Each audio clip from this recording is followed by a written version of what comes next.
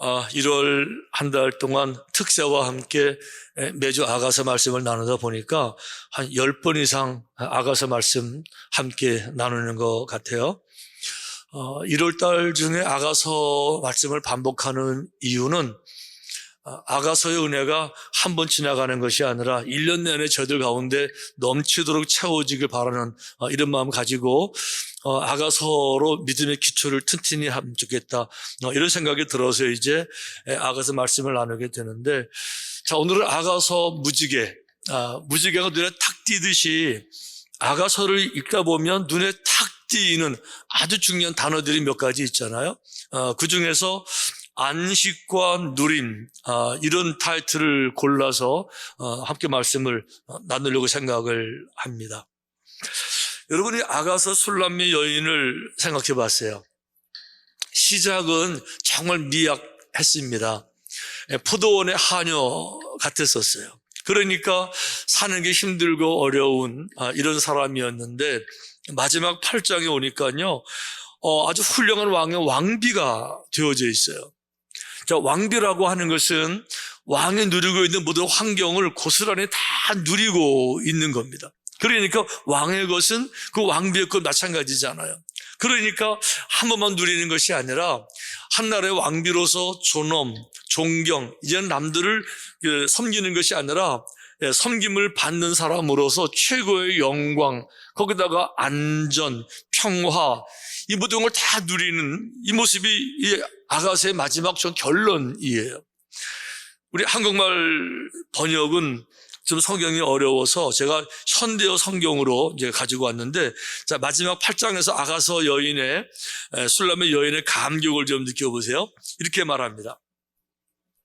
바알 하몬 비탈에 솔로몬 임금의 포도원이 있지요.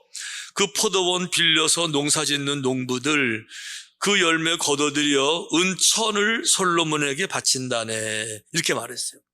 자, 여기 바알 하몬이 어딜 말하는가 하면은 이스라엘 전역에서 가장 그 농사 짓기 좋은, 포도원 하기 참 좋은 비옥한 땅, 이사갈 지역의 땅인데요, 그 좋은 땅 당연히 왕이 소유하고 있죠. 그러니까 이 왕의 땅이니까 자기 땅을 갖지 못한 백성들이 그 땅에서 소작농을 하는데, 얼마나 많은 농사를 지었는지요, 그 왕에게, 땅 주인에게 은천을 바치게 되는 겁니다. 그러면서 다음 절 보니까 솔로몬 임금은 기꺼이 그 은천을 받아들이겠지. 당연히 받죠, 땅 주인이니까. 농부들 몫으로는 은이 한 200이나 돌아갈까 몰라. 하나 나에겐 내 소유인 포도원이 있다오, 이렇게 말해요. 아마 이 시대에 자기 땅이 아니고 남의 땅을 붙여서 살아가는 가난한 소작인들은 아마 전체가 1200 중에 200을 받았으니까 6분의 1 정도의 자기 몫을 받나 봐요. 이 정도 분량이면 우리 조선시대에 그 하인들이 받던 그런 품삯 정도 되는 것 같은데, 하긴 문화가 이제 이렇게 되는 거예요. 그래도 뭐라고 말을 하는가 하면, 어쨌든지 간에 내 남편 왕은 많은 돈을 벌 수 있는 아주 풍족한 걸 말하고 있는데요, 내가 누구냐, 왕비나 나는, 나에겐 내 소유인 포도원이 따로 있어요. 그러니까 왕에게도 은천을 가지고 왔지만 나에게도 은천을 가지고 온 이 많은 사람이 있으니까 나도 얼마나 풍요로운지 몰라요. 이 감격, 감사, 거기다가 이제 아가서의 이 여인의 삶을 상징적으로 이렇게 말을 해요.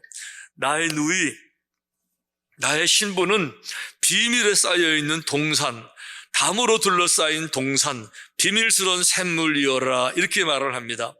자, 동산인데 그냥 동산이 아니고 샘물이에요. 물된 동산이에요. 그러니까 성경에서는요, 상징적으로 물된 동산은 아주 축복의 상징으로 설명하는 거예요. 왜 그런가 하면 팔레스타인은 기본적으로 물이 없는 지역입니다. 늘 우물 전쟁이 벌어지는 거예요. 그래서 이삭이 우물을 파게 되면 또 누가 뺏기고 계속 물 전쟁인데요, 여기는요 샘물이 넘쳐 흐르는 거예요. 거기다가 중요한 거, 이 산은 산인데 악산이 아니에요. 치악산이 아니에요. 여러분, 지난 한 해 동안 치악산에 가보시면 손 들어보세요. 정상 올라갔다 오신 분들.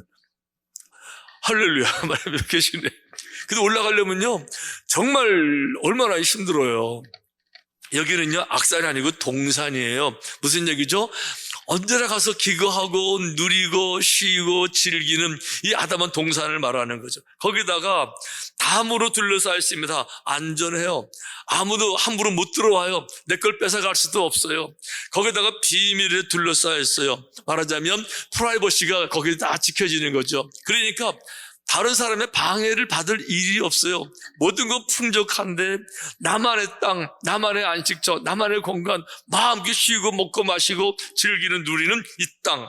더 중요한 거는요, 그 동산에서 뭐가 만들어지냐 하고 보니까 나르드, 샤프란, 창포, 개수나무, 갖가지 향나무가 모두 자라고 몰약과 침향 같은 향료가 거기서 어디요? 물된 동산에서 나오는 거예요.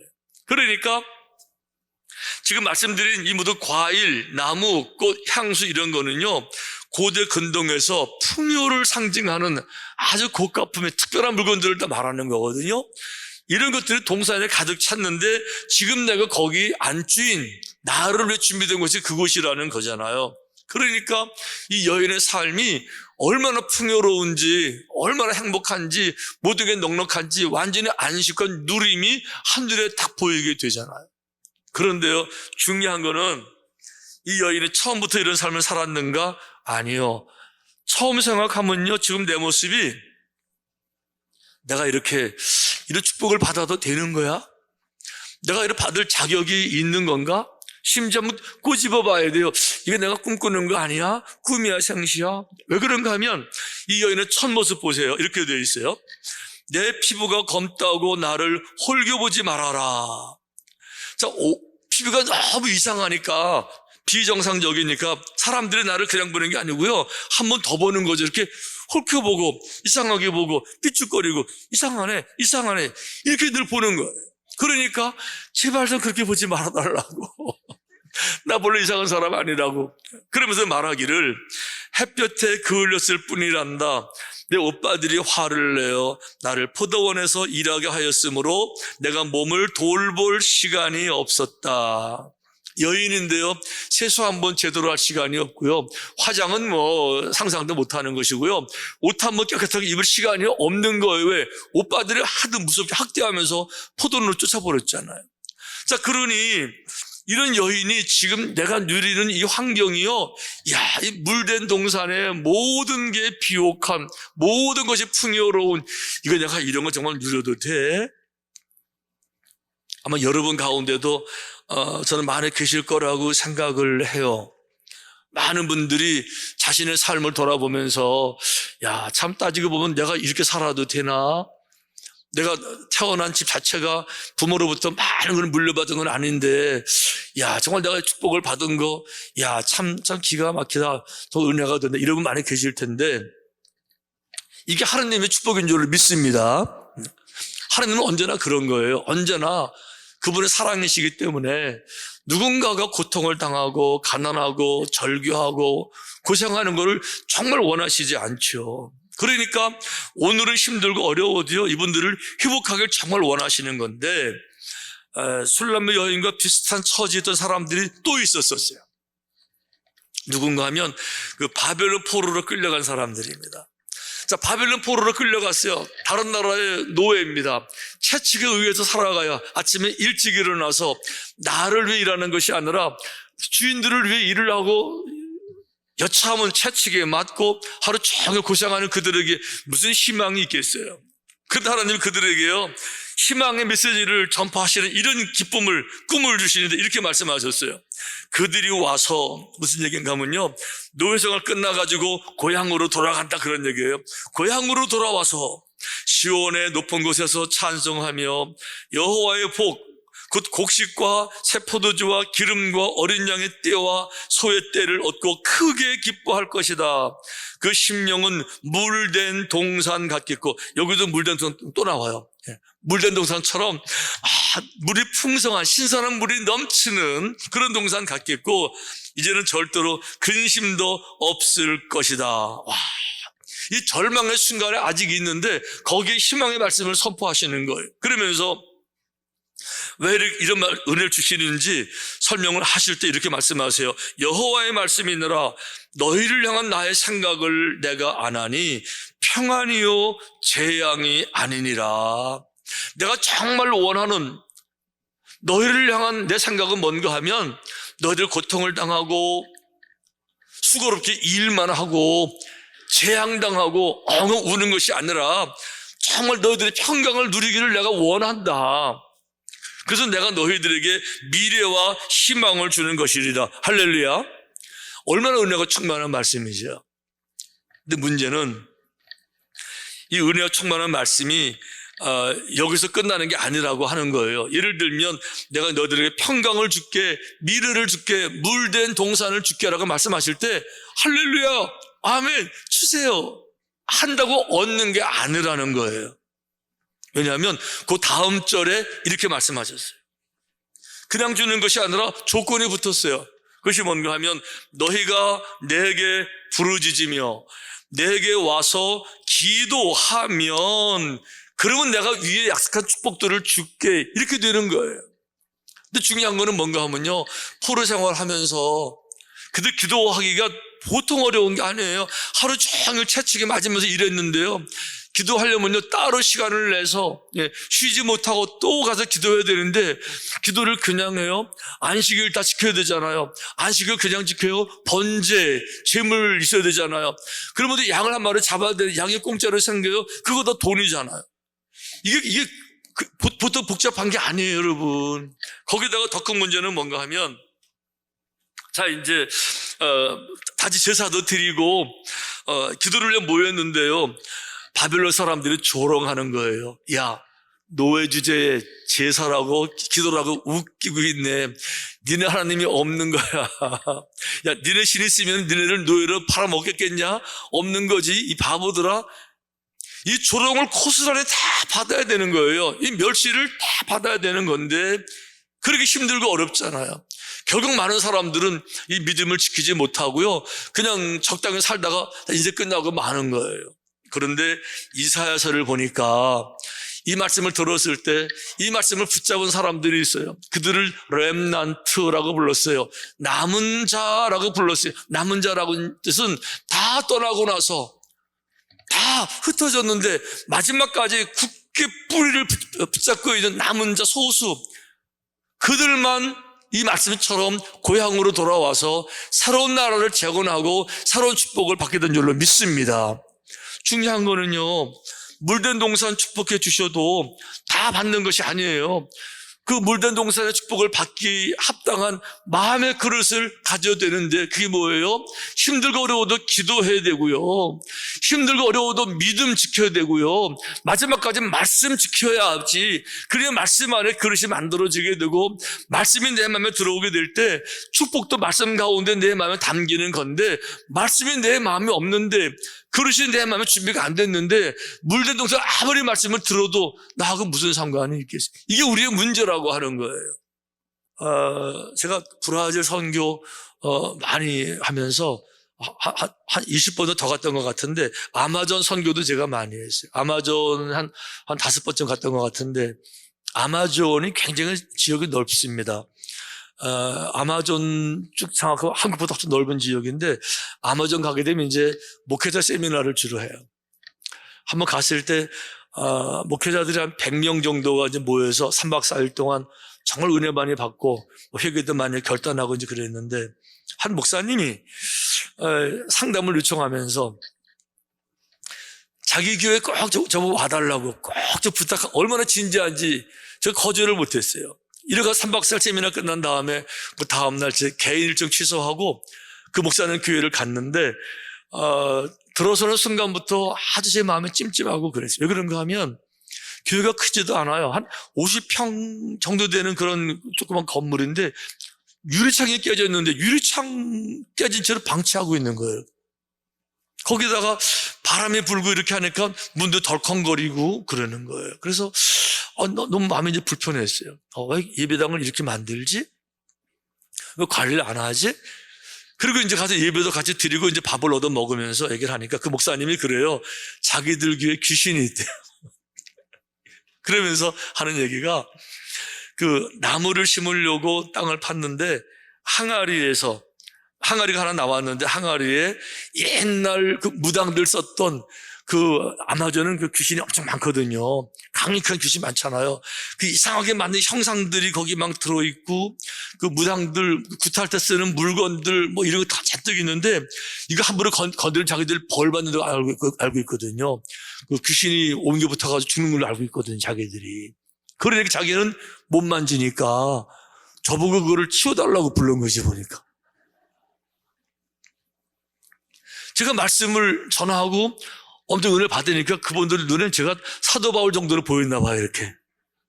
그러니까 자기는 손 못 대니까 저거 치워달라고 이제 저를 불렀다고 얘기하더라고요. 제가 그 얘기를 듣는데요, 참 마음이 안타까웠어요. 그 귀양 하는 거 제가 제대로 하고 싶었어요. 그러면 우리 둘이 하지 말고 사람들 불러 모으라고. 이래가지고 이제 동네 사람들 많이 모였어요. 수십 명 모였는데, 제가 수십 명 모인 그 자리에서 가운데 서서 찬양도 하나 부르고, 말씀도 설교도 하고, 그리고 나사렛 예수 그리스도 이름으로 악한 영을 내가 다 부술 거라고, 쫓아낼 거라고, 걱정하지 말라고, 하나님은 이 모든 걸 이길 수 있다고, 그리고 항아리 끌어내라고 끌어냈어요. 제가 미리 준비한 그 몽둥이 큰 게 있었거든요. 이거 제가 이제부터 주님의 이름으로 주의 사자로서 이 더러운 것들 쫓아내겠다고. 제가 다 부숴버렸어요, 거기서 제가. 예, 다 부숴버리고요. 그것도 양이 안 차가지고 부순 다음에 발로 밟았어요, 다 이렇게. 발로 다 밟은 다음에 이거다가 다 버리라고. 이제 다 깨졌으니까 이제 다 치웠잖아요. 그리고 다 이제 간 다음에 그 목사님하고 둘이 앉았어요. 목사님 왜 교회를 이렇게 방치하냐고, 왜 유리창을 안 끼우냐고. 목사님 교회 돈이 없어요. 아니, 교회 돈이 없다고? 왜? 그러면 교인들 11조 안 가르치냐고. 아니, 목사님 우리 11조 말하면 큰일 나요. 교인들 다 떠나가요. 제가 그 말을 듣는데요, 마음이 좀 답답했어요. 교인들 떠나가는 게 두려워서 11조를 가르치지도 못하는 거예요. 뭔지도 모르는 거예요. 설교한 적도 없는 거예요. 제가 막 너무 화가 나서 큰 소리로 막 야단치면서 정신 똑바로 차리라고, 목사가 돼가지고 주의 종이 돼가지고 하나님은 제대로 가르쳐야지 말이야. 교회 떠나가는 거 두려워가지고 11조도 못 가르치고 그게 목회냐고 말이야. 목회 생명 걸고 하는 거라고 막 큰 소리를 막 야단치려고 했는데 속으로만 차마 그렇게 못하고 그저 작은 소리로 했지만 제가 진지하게 말했어요. 목회는 사람들 두려운 거 따지고 목회하는 게 아니고 정직하게 말씀대로 하는 게 목회다. 11조 설교하면 교회도 떠나갈 것 같이 안 그렇다. 약삭 빠른 사람은 떠나갈 거다. 정직하지 아니하고 1억 천금을 꿈꾸고 희생을 할 생각 아니하고 물된 동사만 바라보는 사람은 떠나갈 거다. 하지만 정직한 영을 생각하고 정직을 회복하길 원하고 거룩함을 원하고 정말로 여호와를 섬기길 원하는 사람들은 오히려 환영할 거고, 진짜 교회 만났다고 행복하고 더 몰려들 텐데 사람 무서워하지 말고 목숨 걸고 목회하라고. 그래서 중요한 건 오늘 본문의 얘기는 그거예요. 이 술람미 여인이 이 정말 모든 것의 풍요, 저는 그런 꿈을 꿔요. 삼천의 성도들은 좀 인생을 멋지게 살면 좋겠어요. 정말 축원합니다. 아멘. 인생을요 정말 꾸러다니지 말고 좀 막 꾸어주지 말고 그냥 주기도 하고, 저 그 축복을 정말 받기를 원해요. 근데 이게 그냥 되는 게 아니라 물된 동사는요, 이 술람미 여인이 뭘 한 줄 알아요? 신랑을 정말 신뢰한 거예요. 신랑이 내가 당신 사랑한다고 내 품에 오라고 말할 때 정말 달려가리라 하면서 그 품에 가서 정말 다 안기는 거죠. 모든 걸 다 맡기면 내 인생을 다 그 품에 맡겨놓은 거예요. 그러니까 그 왕의 범주에 다 들어오니까 왕과 함께 자리에 앉게 되면서 왕비가 되는 거잖아요. 이게 주의 품에 안긴다는 거잖아요. 이게 중요한 거는 믿음 생활은요, 이렇게 이 여인처럼 주님의 품에 안기는 걸 말하는 거예요. 안긴다라는 것은 내 모든 걸 다 맡긴다, 그런 뜻이에요. 내가 다 안기는 거예요, 그 품에 이렇게. 근데 우리는 그렇게 안 하면서 신앙생활 할 때 얼마나 많아요. 예를 들면 안길 때, 이 술람미 여인이 왕에게 안길 때, 자, 내가 안길게, 안아주세요, 이렇게 안겨야 되는데 손 하나는 빼고 안아주세요 이렇게 하는 거예요. 손은 못 드려요. 손만은 내 마음대로 할래요. 이러니까 온전히 앉지를 못하는 거예요. 어린애들이 아빠 품에 안길 때 점프하고 탁 뛰어들잖아요. 이렇게 뛰어들어야 되는데 발 하나는 탁 빼고 점프하는 거예요. 이렇게 이거는 안 돼요. 이거는 못 드려요. 이러고 안기니까 안기는 것도 아니고 믿는 것도 아니고 신뢰도 아니고 한 발쯤은 내가 나를 위해서 보장으로 만들어 놓고 그럼 믿음이라고 말을 하니 정직은 뭐고 거룩은 뭐고 신실은 뭐냐 말이에요. 한 번쯤은 내가 참 옳게 느끼는 그걸 내가 그 자리에 서 있어야 되잖아요. 이렇게. 그런데 신앙생활을 하면서 그렇게 안 하는 사람도 많단 말이에요. 예를 들어 말씀드려볼게요. 운동선수예요. 운동선수. 축구선수입니다. 손흥민처럼. 자, 이제 유니폼 갈아입으세요. 반바지 입었고요. 신발 제일 좋은 거 사서 신었어요. 자, 운동장에서 몸을 풉니다. 지금 이제 관중이 많아요. 자, 이제 시간 됐습니다. 레프리가 이제 시작을 알립니다. 이제 삑 소리를 했어요. 자, 게임을 해야 되는데 이 사람은 운동장으로 나가는 게 아니라 저 뒤로 나가서 관중석에 앉아요. 왜 그렇죠? 그분은 후보예요. 한 번도 선수 해본 적이 없어요. 근데 선수들은 조건이 있어요. 선수들은 룰을 지켜야 돼요.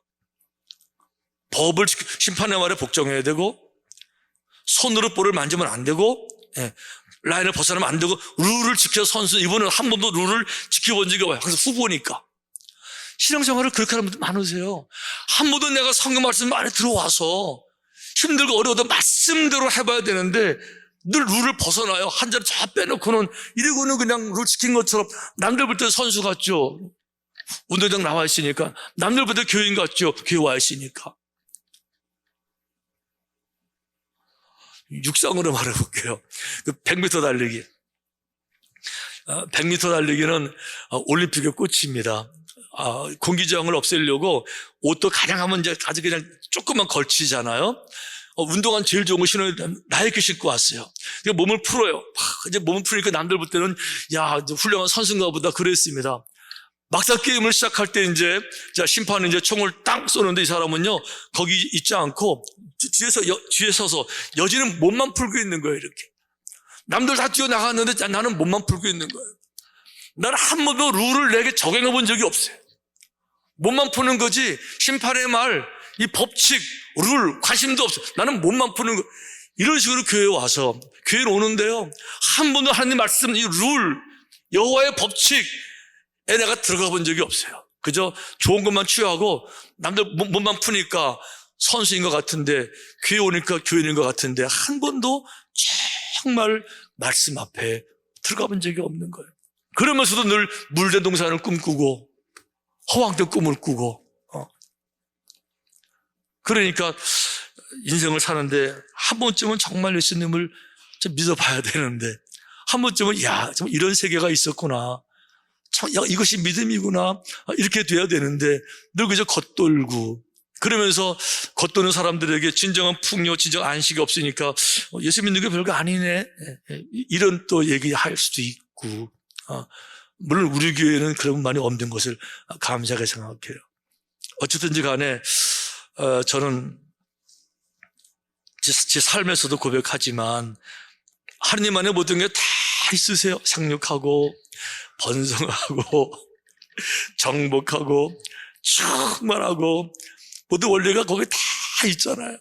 근데 문제는 물된 동산 죽게 거기서 끝나는 게 아니라 포로 생활 하더라도 기도 생활 제대로 해야 되고 힘들고 어려운 믿음 생활 제대로 해야 되고 말씀을 청정할 때 이 은혜가 넘치게 되는 줄로 믿습니다. 아멘. 저는 우리 교회가 정말 그런 교회 되기를 정말 축원합니다. 저는 목사로 꿈을 꿔요. 좀 전에도 좋은 얘기 많이 했지만 앞으로도 계속 좋은 얘기가 우리에게 더 많이 나타날 거예요. 우리 지역사회에서 우리 나라에서 머리가 된 일들이 우리에게 더 많이 나타나게 될 겁니다. 그런 축복들을 마음껏 누리게 되시기를. 아멘. 주님의 이름으로 축원합니다.